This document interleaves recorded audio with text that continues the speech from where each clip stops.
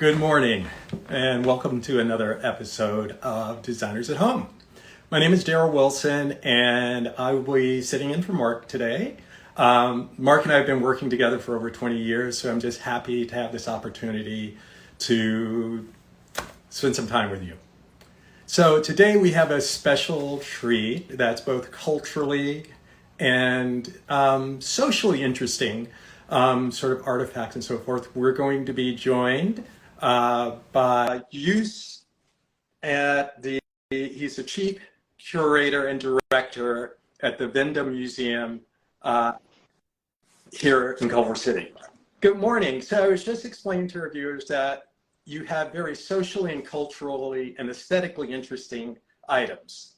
Right. So would you tell us a little bit about how the museum got started? Yeah, absolutely. So we are actually celebrating this year our 20th anniversary, and the museum started actually by our current director, Justin Temple, who realized in the early 2000s that many people were just throwing out their design objects and objects of everyday life from their socialist experience, and he wanted to make sure that these objects would be stored somewhere in a safe way and made accessible to scholars and the interested public at large, so that people can still keep telling stories about what's happened at the time. Wonderful. So what do you want to start off showing us? So let's start with what is more or less the icon of the Wende Museum. We call it our pink Lenin.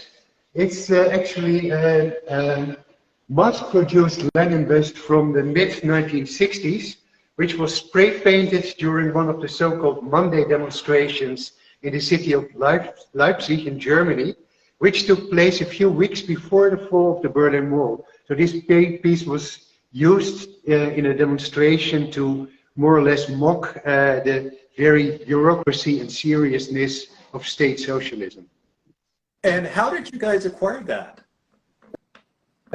We work with a lot of people, scouts who are stationed in Germany or in former Soviet bloc countries, and they point us to interesting materials that we can acquire. So this was through one of our scouts. So, but was it in someone's home or was it in a museum? Where was it? No, it was actually in a private hands, and yeah, we bought it from someone who just had it in his storage space. Okay. Yeah, it happens.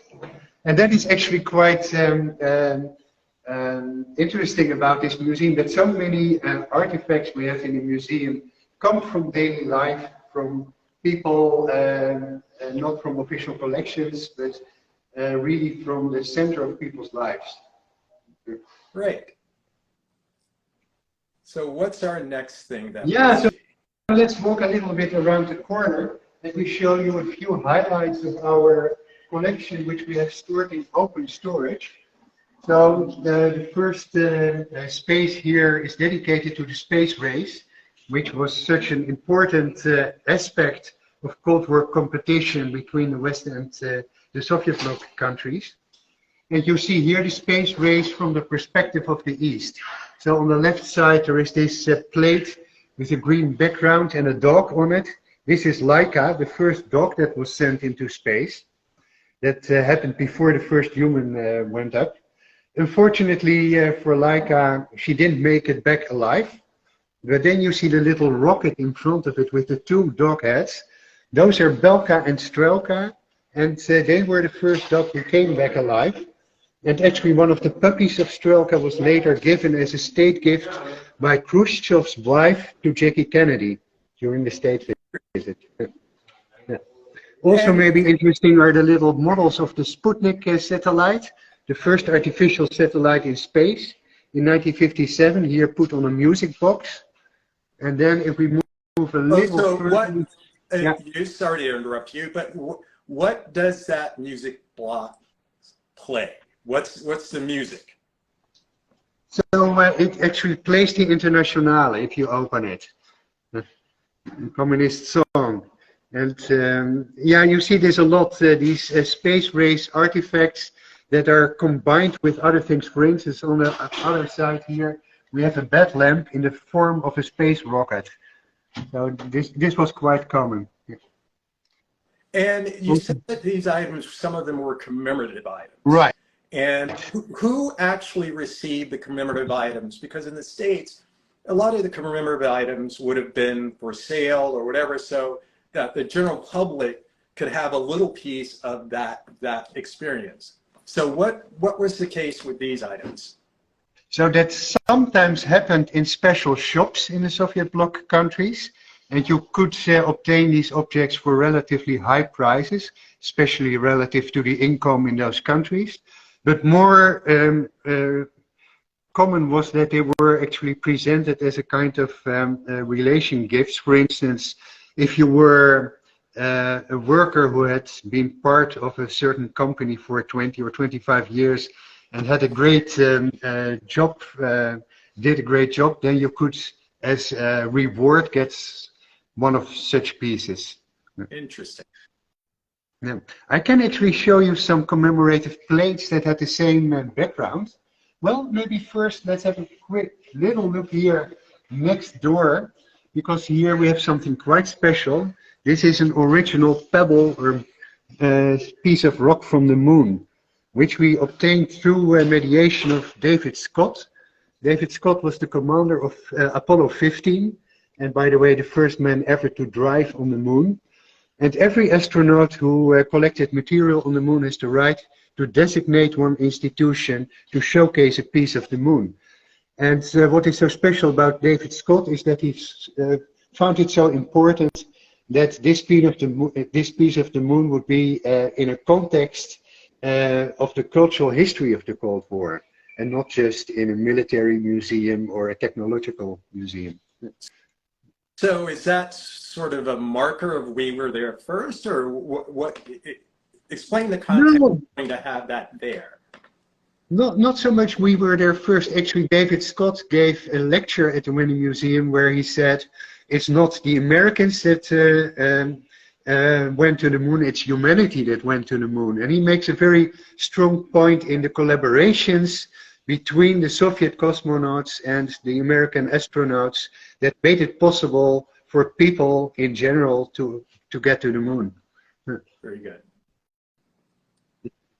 So shall we have maybe a look at some other items? Certainly. Yeah. So we're walking past some scrapbooks from East Germany and the Soviet Union, and past some sculptures in many different styles from different East Bloc countries.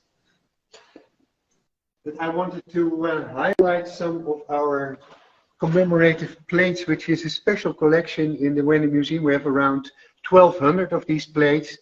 They're quite fascinating because they cover so many aspects of cultural and social life.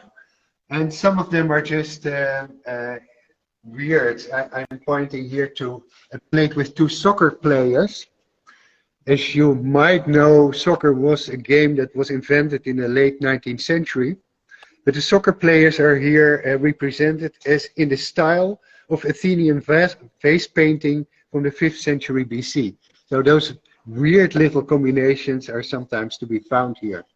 So we also have a beautiful plate. Yeah, go ahead. Is that, so is that a commemorative plate, or was that? Yeah, it's a commemorative plate that again belonged to a sports club in East Germany, and we don't know the history of it in terms of who received it, but probably it was maybe a soccer player or one of the board members of the soccer club or something like that who could receive a plate like this.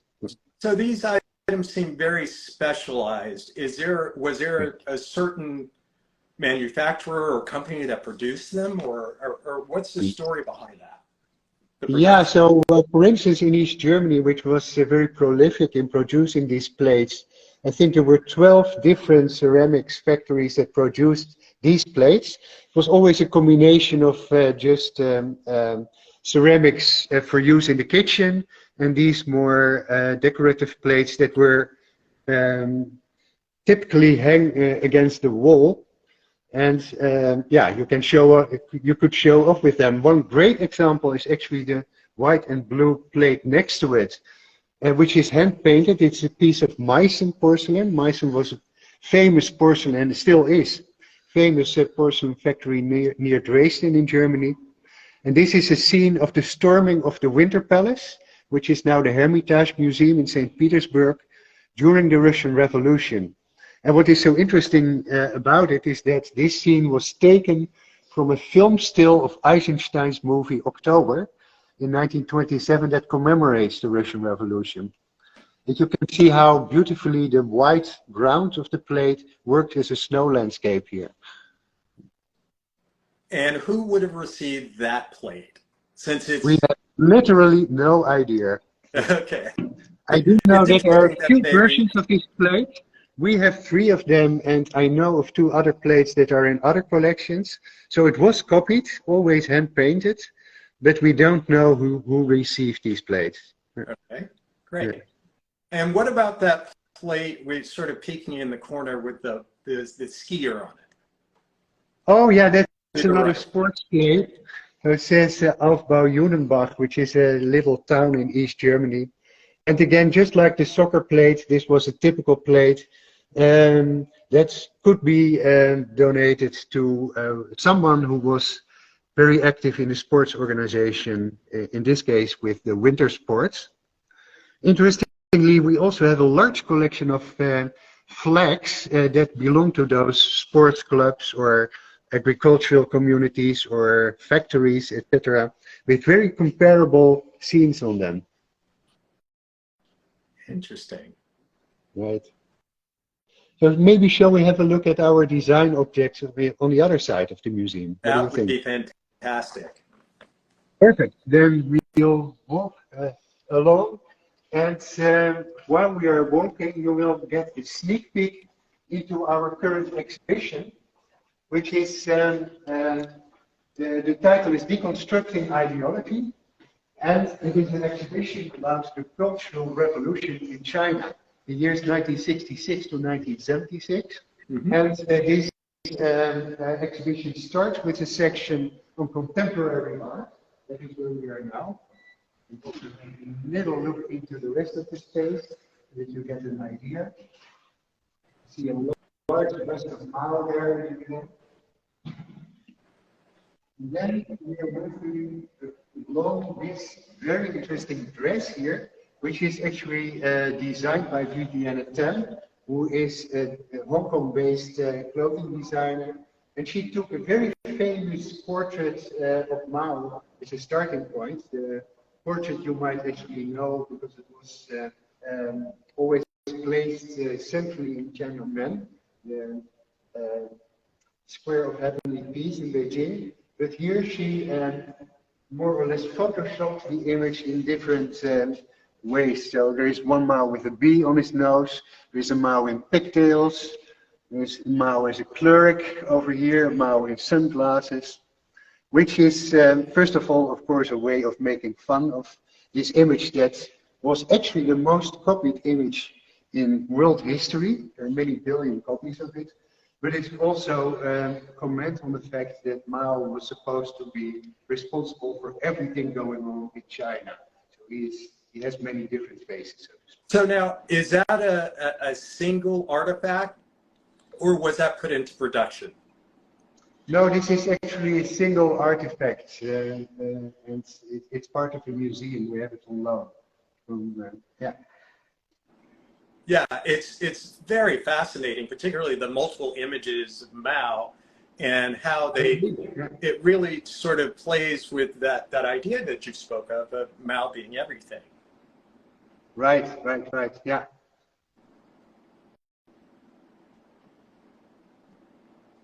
Yep, this is fascinating.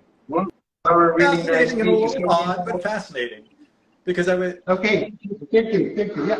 We're walking along now and going to the other side of the building.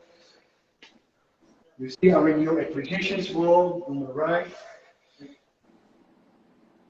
You're passing a also very fascinating section here on spy and surveillance equipment, including training materials for the border guards at Checkpoint Charlie, the border crossing between East and West Berlin, where they developed their own analog method of facial recognition. And then we get to this, at the section here of design objects. And I think what is so gripping about this collection of design objects is that you can see how similar they are to examples from the United States or Western Europe from about the same time. People always think about art and design in Eastern Europe as being very literal, socialist realism, things like that. But actually, if you look at those objects, you see that they are quite modern, and there's a reason for that, because in both the Soviet Union and in East Germany, there were art schools where this modernist tradition was never lost. Right. But let's talk about these objects for a second, because Sure. you know, I could see those popping up in Palm Springs or whatever. How would one distinguish those objects from something that was made in the United States? Well, actually, that's a very hard question, and the reason why it is hard is that there was actually a lot of exchange between the East and the West in terms of design. There were international design fairs. There were a lot of magazines that were accessible in Eastern Europe and the Soviet Union, so there was a direct inspiration. And if you would point me to one of these vases, for instance, the orange pointy one in the back, which is from Hungary, if I didn't know, I would not know that this was not, for instance, a German or a Belgian design. Interesting. So, and then who actually, because I grew up with some of this stuff in my home, but, Right. you know, so they were everyday objects. Who had access to these objects in the Soviet bloc countries? Yeah, so that's a great question. Actually, I think more people had access than you would maybe expect. They were not really cheap, these objects, but also people didn't have that much money to spend on luxury goods. So there were actually a lot of households that could afford to acquire some of these objects. And I have actually been in East Germany before the fall of the Berlin Wall, also in Czechoslovakia. And I saw these kinds of objects in many of the houses where I visited. Interesting. Because I guess, you know, there's always this notion in the States that, you know, it was a very gray, at least my perspective was that, you know, there was very simple, you know, basic stuff, almost like military green kind of experience. But this seems to point to a very different experience in terms of the aesthetics that seem to have been somewhat global. You know, that's a great point. And actually, by way of a small anecdote, I once had a group tour at the museum, and someone got a little bit angry with me because she said, you were showing off East Germany or Eastern Europe here as though it was so colorful, but you were wrong. It was a horrible society and everything was gray. But those are two elements of the same history. There was a lot of grayness and there was a lot of political oppression, etc. But there was also creativity. And I think it's very important to realize that under whatever political circumstances, people are always eager to express themselves creatively, give meaning to their lives. And that is why you also have beautiful objects in those countries. So, and then let's talk again, it's access and who had access to these. You know, the commemorative plates you said were usually given by a company or an organization to honor work or something. How would the average person, or would the average person have been able to afford these? You mean now these design objects? The design, well, yes. Yeah, again, I mean, there was a large interest in art and design in Eastern Europe and the Soviet Union. Also, maybe partly because there was not that much else to spend your money on, but also I think because, especially in a situation with an authoritarian political regime, people really crave art and crave beautiful things.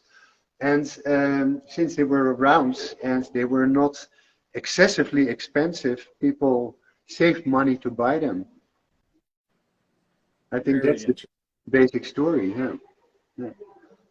And yeah, just to give a few other examples, you see the kitty table here in black and white, which we combined with a little small vase, also in black and white. It looks like they belong together, but actually the kitty table is from East Germany and the vase is from Hungary in this case. But we thought it was a good idea to put them together. And these And items, what was it?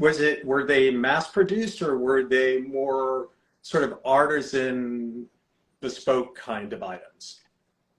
no, they were more mass produced, I would say. It's very easy still to obtain them. For instance, if you look on eBay or so, you can regularly find not necessarily some one so nice as this one, but things like this. This was actually the plant stand, this little table. So the idea was to have some flowers on it. But yeah, they were not uncommon, I would say. Okay, interesting. Yeah. Maybe another special object to point to is the green glazed ceramic here, which is again a Hungarian piece. It's actually a sculpture called Mother and Child on a bench.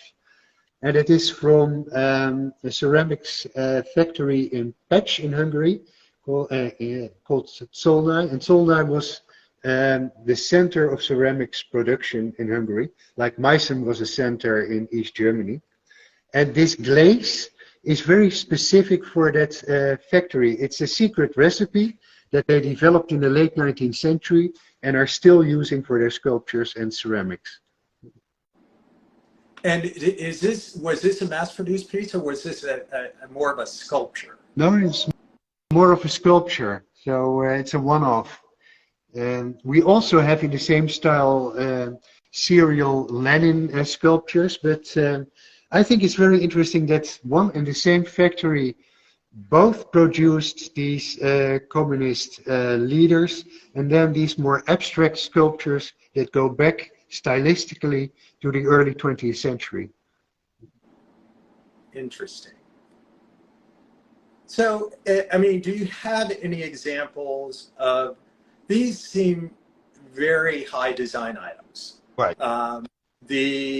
So are there other examples? So if this is the sort of special stuff, were there other things that were simpler, that were more truly everyday, or were these the everyday items?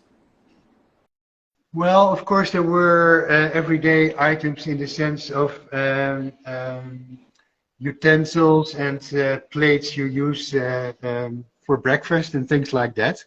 And they were absolutely mass produced. We also have a collection of those objects, although they are currently not on view. Okay. These are, as you mentioned, somewhat higher up design objects. But again, I think they were not too exceptional. There were a lot of them, actually. Yeah. And so were there stores, shops? How would one acquire those? Yeah, simply by through shops. There were shops where you could buy them. And also, actually, they became more and more readily accessible in the 1970s and especially 1980s, towards the end of state socialism. And that goes together with the tendency you see in art that the secret services and the governments release the strictness of censorship. So artists are more free to do whatever they like, including sometimes slightly countercultural and subversive things. We have a large collection of those in the museum as well. And that went hand in hand with these kind of special design objects becoming more easily available.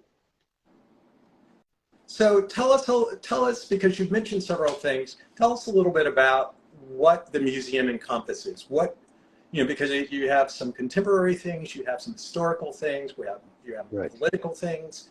It seems like the museum has a multitude of different aspects that one could spend learning about.